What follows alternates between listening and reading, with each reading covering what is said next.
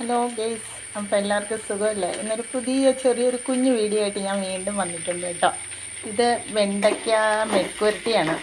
അപ്പം ഞാനൊരു YouTube channel എടുത്തപ്പോൾ കണ്ടായിരുന്നു, വെണ്ടയ്ക്ക തലേന്ന് അരിഞ്ഞ് വെച്ചിട്ട് നന്നായിട്ട് വാഷ് ചെയ്ത് അരിഞ്ഞ് വെച്ചിട്ട് അതിനകത്ത് കുറച്ച് നാരങ്ങ നീര് ഒരു അരമുറി മൊത്തം വേണമെന്നില്ല, അതും ഉപ്പും ചേർത്തിട്ട് നന്നായിട്ട് ഇളക്കിയിട്ട് ഫ്രിഡ്ജിൽ വെക്കാമെന്ന്.